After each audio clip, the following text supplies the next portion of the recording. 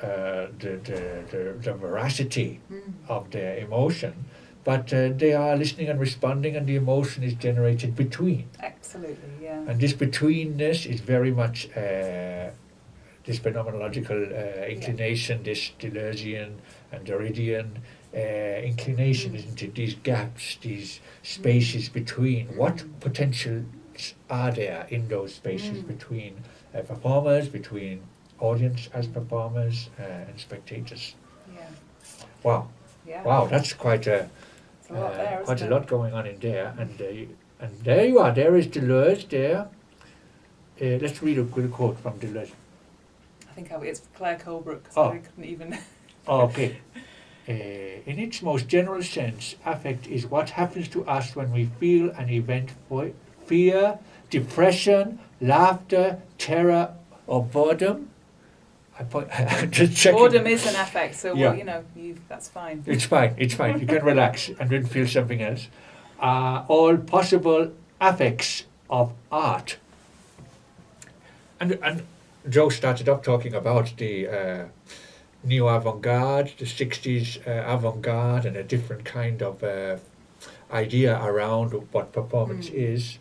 And I suppose theatre/performance might have appropriated much of that, and particularly the relationship with the audience, where an audience might be invited to experience a performance over a long period of time, or they might complete the work somehow. They might come into it in order to find its direction, or to do some actions which are required by the piece.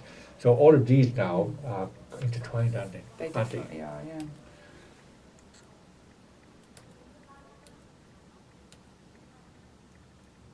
Authenticity. I think we've got about enough time just to have a look at authenticity. It brings us back to where Lavida was sort of ending up with the real.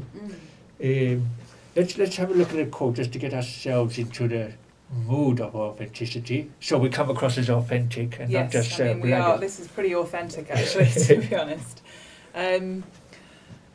So I've taken a lot of the quotes that are related to authenticity from a book that's by a guy called Daniel Schulze, and that was published in 2017, which is called Authenticity in Theatre and Performance.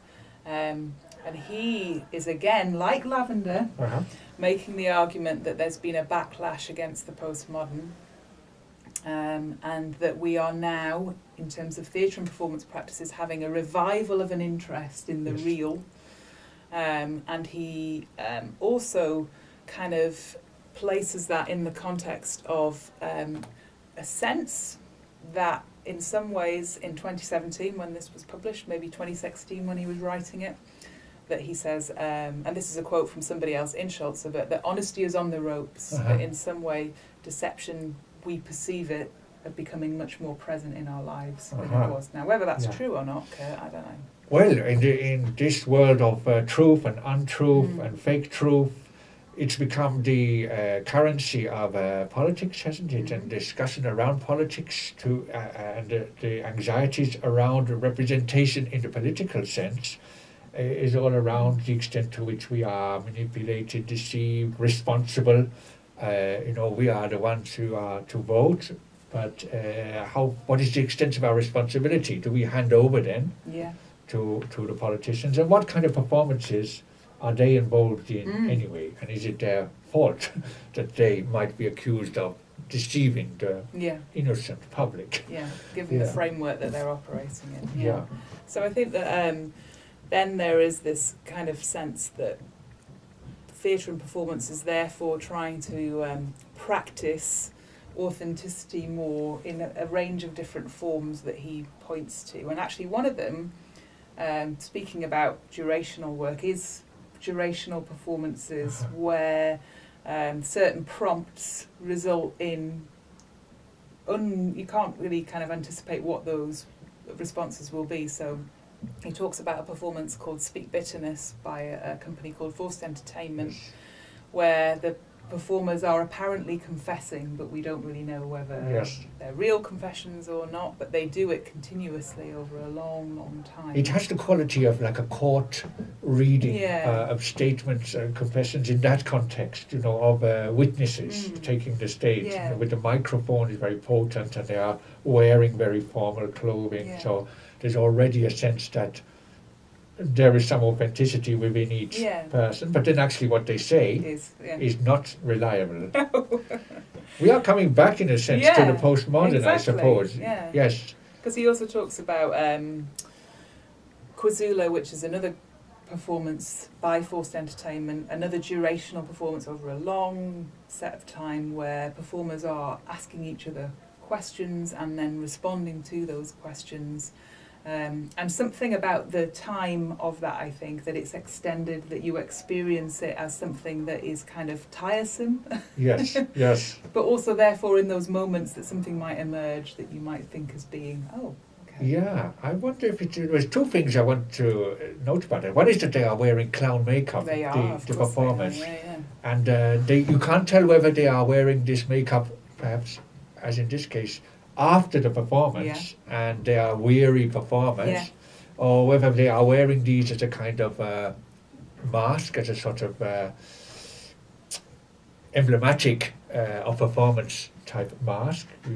You can't really tell, or you go, as you say, through waves of appreciation of different states. And that is very interesting. The second thing has completely escaped my mind now, It's as I gone kind now. of dwelt on that performance, but it was something to do with durationality, something to do with not knowing what is going to emerge from the performance. And I suppose this is where we begin to think of wider activities like sports events, the participation of an audience in a basketball game, or the participation of sports people in endurance sport.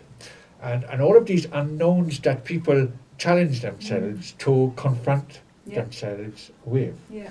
It brings this potential authentic experience over which you might have some ownership, some agency, as you mentioned. I think it's that thing, because he mentions as well immersive work and participatory and one-to-one. And it strikes me that somehow for this, authenticity is bound up with something happening to you that you wouldn't necessarily know is going to happen to you, that is kind of something that you will kind of encounter effectively and feel without necessarily understanding as such. Yes. But that is always constructed, and he talks about this. He says, authenticity is never something really that just happens. There's always people trying to create conditions and frameworks where that might happen. That's a really great phrase, and it's a phrase that I know other theatre makers have used specifically. Let's create the conditions for this to happen. Yeah.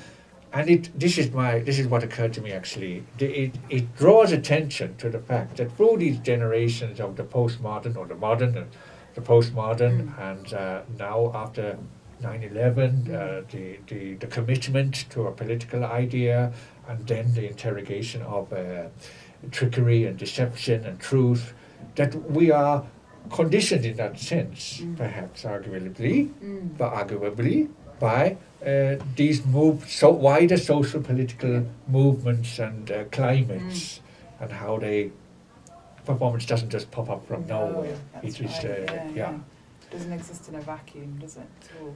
So we look forward, I think, to seeing what kinds of uses of performance that you might adopt in your own work. It would be very interesting to see what you make of this little discussion. Yeah. And I really want to thank Jo, because it's been a really rich conversation. I really enjoyed it. I've learned, as always, from you, and I really enjoyed it. So thank you very much, Well, thank Jo. you, Kurt. I've very much enjoyed it too. It's a pleasure. Okay, we'll see you again, Bye. I hope. Bye. And now we're going to turn off the camera. It is still rolling. Let's hope it isn't.